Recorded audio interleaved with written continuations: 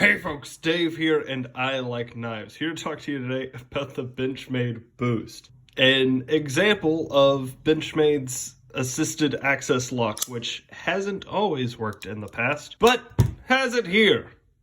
I don't know, how big is it? Here we have the Boost beside the Rat Model 1 and 2. Benchmade Boost beside a Spyderco Endura and Delica. Boost beside a Spyderco PM2 and a Para 3 Tonto Spicy Mustard. Boost beside its Benchmade cousins in the Griptilian and Mini Grip. And finally, and once upon a time most relevantly, beside its brothers the full-size Barrage and Mini Barrage. So this is the Benchmade Boost, one of my very first, perhaps my first, Benchmade. Not my first, but one of them.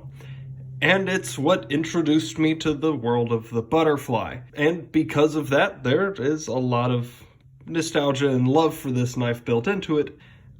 But also, not all of it's great. A little bit of gold, a little bit of garbage. Let's get into it. First off is going to be the action. This is, as previously said, an assisted access lock. The spring on it is not so powerful that on the close, it fights you at all. There are some assisted knives that I've handled in the past that on the close, the spring is so powerful that it feels like it's fighting you. And while this certainly is sprung all the way through, and is a powerful spring at that, it isn't something that you are probably going to be slipping on or anything like that. Some assisted knives can be somewhat dangerous on the close. This one is not. But spring is powerful that obviously anytime you hit that little thumb stud, obviously it is going to pop right open. Safeties are something that Benchmade has a difficult history with, not always quite nailing the whole function of them. But as far as their assisted access knives, they tend to have a solid track record, and this one is no different. In that, insofar as you feel the need to have a safety on an assisted knife, automatic I believe they should be. Assisted knives, I believe they absolutely shouldn't be. But if you are, then yeah, that's the way to do it. Make it very small, make it in the back, and make it so that unless you specifically want it to be there, you can live your life acting like it isn't. Which I'm sure that there's a way to take this out, and I'll probably play with that at some point. If you feel the need for a safety, it has one. If you don't, it doesn't. And that subtlety, the get out of the wayness, big gold for that. The lock is obviously the Benchmade Access Lock, one of the best currently in production. And part of what that means is that on top of a secure lockup, the bar moves in front of the tank so you can't close it. It means that this knife is completely ambidextrous. So if you are left-handed, you will get the same experience as a right-handed person. Thumb studs, lock bar, pocket clip, all completely reversible. That's awesome. The pocket clip is also pretty solid. The Boost actually comes with this fold-over deep carry clip, which is a good pocket clip, and as far as it is built well, I do have issues with it on the Boost specifically because I don't know what it is. Maybe the pocket clip is just a little bit thinner, but when I had the deep carry on it, it didn't feel like it engaged very well. But because this is just the regular Benchmade 3 holes, thank you Benchmade for being consistent on that, you can just switch in any pocket clip at all. Most of what they make is the 3 holes, and you can find a dozen different aftermarket varieties. Thank you for consistency. Varieties will always be a big plus for me, and the Boost has it.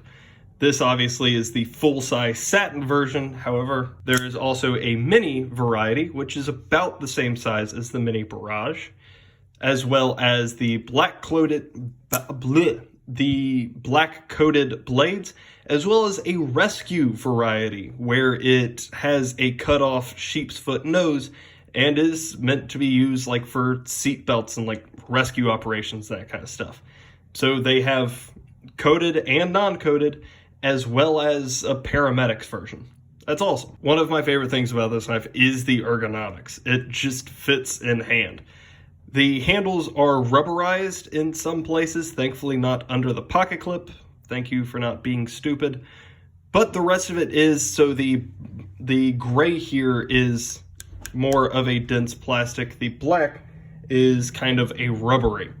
And what that means is that as it fits in hand, you can see all the cutouts and contours, as it fits in hand, it is incredibly comfortable and is not going anywhere. Understand that that is a very weird feeling if you are not used to it, and makes getting it into the pocket a little bit of a hassle if you're not familiar with it. The materials here are also solid.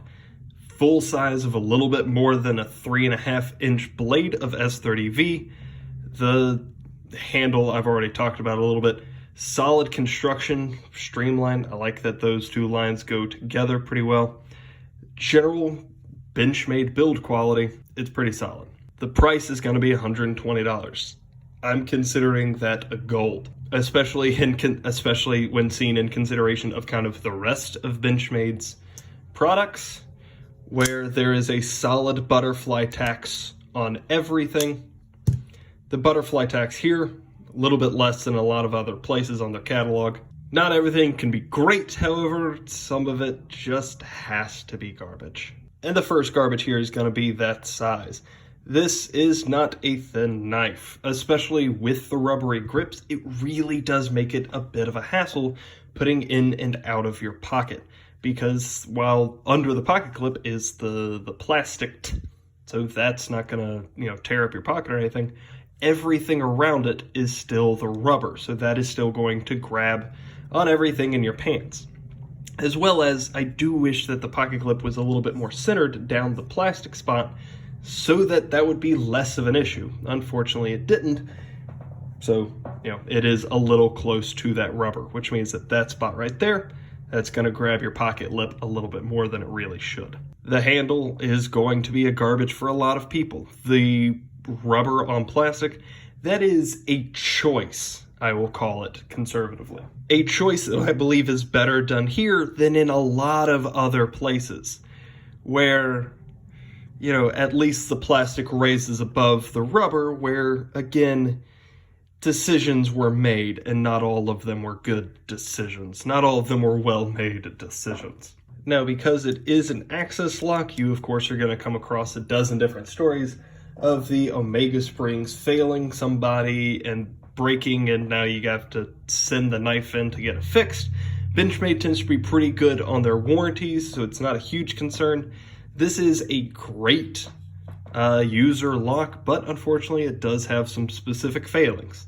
Just something you got to keep in mind. Something like the compression lock, which is just a solid slab of sprung metal, doesn't necessarily have the same weaknesses as being totally reliant on two Omega springs.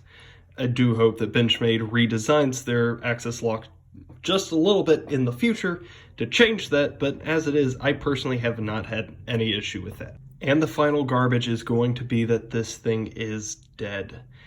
The Benchmade Boost, great name by the way, fantastic name. The Benchmade Boost has been discontinued, and its brother, the Barrage, will live on in its stead. It used to be a bit of an issue, not an issue, but a bit of a decision between which of these two blades, which of these two knives, if you want an assisted access lock, these are the two go-tos. Which one are you gonna get? A little bit better steel, a little bit more variety, not rubber. There are hides the tang. There are decisions to be made here. But as it is, for whatever reason, Benchmade has decided that we are now past the land of the Boost and the Barrage, because it has been in the Benchmade customizer menu for a little while. So thank you to the Boost. It is a great knife and not something that I am going to be getting rid of anytime soon, because as much as I do not like most assisted knives, this thing is one of my biggest exceptions. It kicks. It's a good knife. It's well made. It's thin and slicey and holds an edge.